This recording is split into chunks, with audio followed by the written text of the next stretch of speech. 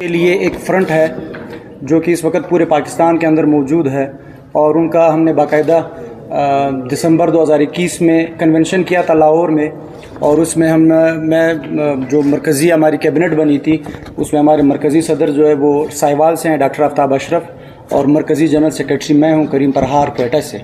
باقی یہ ہمارے ساتھی ہیں غلام محمد ایڈوکیٹ جو کہ پروگریسو یوتھ الائنس کے مرکزی جوائنٹ سیکریٹری ہیں، میرے سائڈ بیٹھی ہوئی ہے زائدہ ملک،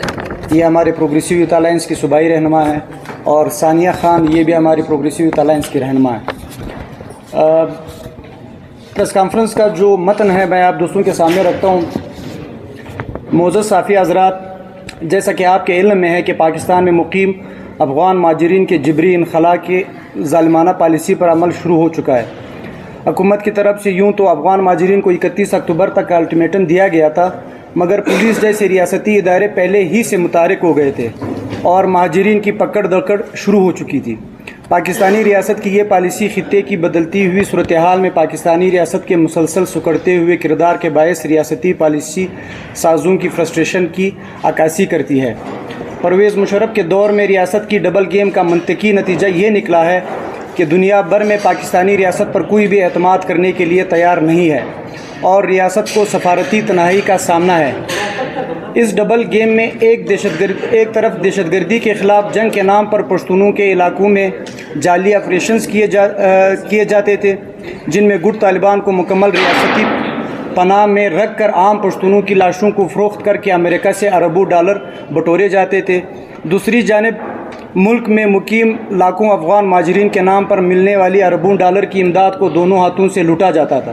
پھر افغانستان میں جاری جنگ میں امریکی افواج کی اشیاء ضرورت اور لاجسٹک ہر طرح کے سامان کی ترسیل پاکستان کے ذریعے ہوتی تھی، اور اپنے پالتو مسلح جتوں کے ذریعے نیٹو کنٹینرز کی لوٹ مار سے بھی بھرپور استفادہ حاصل کیا جاتا تھا۔ اسی لیے پاکستانی ریاست افغانستان میں جنگ کے خاتمے کے تصور سے بھی لرز جاتی تھی۔ CIA اس ریاستی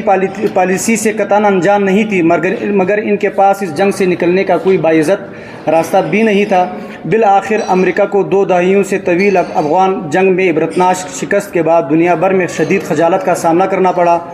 تو انہوں نے اس شکست کا ملبہ اپنی پالتو پاکستانی ریاست کے بے وفائی پر ڈال دیا اور پاکستان کی فوج اور مالی معاونت بند کر دی۔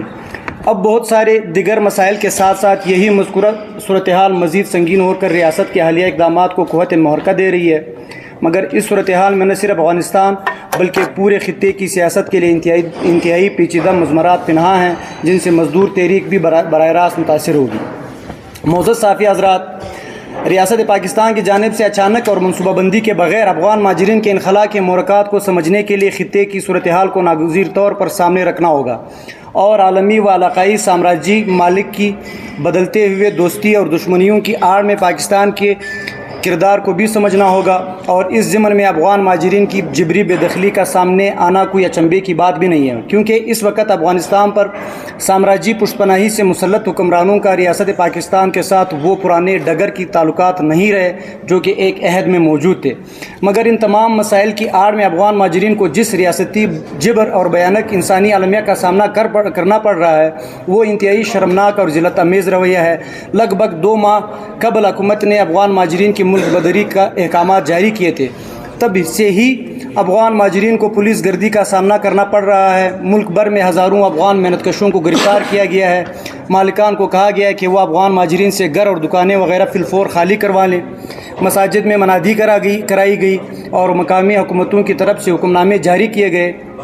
پولیس نے اس آپریشن کی آڑ میں محنت کشوں سے ان کی تھوڑی بہت جو جمع پونجی تھی وہ بھی ہتھیا لی۔ 70-80 سالہ بزرگوں، 10-15 سال کے بچوں کو پابند سلاسل کیا گیا، اور حتیٰ کہ خواتین کو بھی نہیں بخشا گیا۔ تشدد اور غیر انسانی برتاؤ کے بہت سے واقعات رپورٹ کیے گئے۔ پولیس کے خوف سے افغان محنت کش ادھر ادھر چھپتے پھرتے رہے۔ ہزاروں کی تعداد میں افغان خواتین کو بھی ڈیٹینشن سینٹرز میں رکھا گیا، جہاں انسانی حقوق کے کارکن اور افغان مہاجرین کی وکیل منیزہ کاکڑ کے مطابق خواتین کے ریپ، جنسی ہراسانی اور انسانی سمگلنگ جیسے گناونے جرائم کا اندیشہ ہے، کیونکہ انسانی حقوق کے کارکنوں اور وکلاء کی ان مراکز تک رسائی ممکن نہیں۔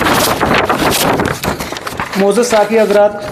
حکومت پاکستان کی جانب سے یہ اعلان کیا گیا تھا کہ جن افغان مہاجرین کے پاس رجسٹریشن کے ثبوت جس کو PORs کہتے ہیں اور افغان شہریت کارڈ، مہاجر کارڈ موجود ہیں، اب تک کی اطلاعات کے مطابق انہیں نہیں چھیڑا جائے گا، مگر اس پورے صورتحال کے اندر اگر آپ صرف کوئٹہ شہر کا مثال لیں تو یہاں پر جن افغان محنت کش مہاجرین کے پاس یہ قانونی دستاویزات موجود بھی ہیں ان کو بھی تنگ کیا جا رہا ہے، اور ان کو سیکیورٹی ادارے قدم قدم پر ان کی ڈاکومنٹس کی موجودگی کے باوجود ان کو تنگ کر رہے ہیں، اور ان کی روزانہ کی بنیاد پر محنت کی مد میں کمائی جانے والی رقم انتہائی ظالمانہ طریقے سے لوٹتے ہیں۔ اس وقت کوئٹہ شہر میں نان بھائی ایسوسی ایشن کی جانب سے ہڑتال جاری ہے، جس کا پہلا نقطہ یہی ہے کہ ہمارے پاس تمام تر قانونی دستاویزات موجود ہونے کے باوجود ہمیں تنگ کیا جا رہا ہے، جبکہ دوسری جانب ایسے بہت سارے واقعات رونما ہو چکے ہیں جہاں پر سیکیورٹی ادارے کے اہلکار ان افغان محنت کش مہاجرین کے گھروں میں داخل ہو کر ان کے چادر اور چاردیواری کے تقدس کو پامال کرتے ہوئے ان کو ہر طریقے سے ہراساں کرتے ہیں۔ ہم حکومت وقت اور افغان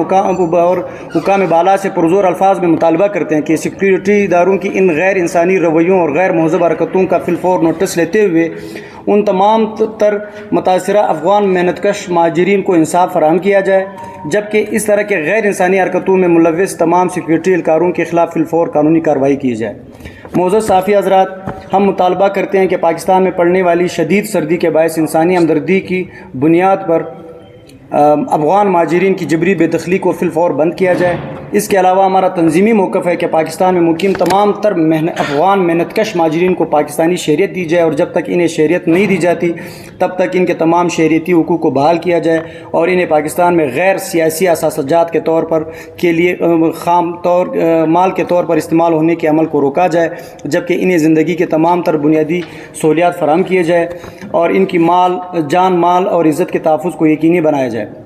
ریڈ ورکرز فرنٹ جو کہ محنت کشوں کی ایک ملک گیر محاذ ہے، اور اس ضمن میں ہم پورے پاکستان میں افغان محنت کش مہاجرین کے ساتھ ہونے والی ریاستی جبر کے خلاف احتجاج کرنے کا حق محفوظ رکھتے ہیں۔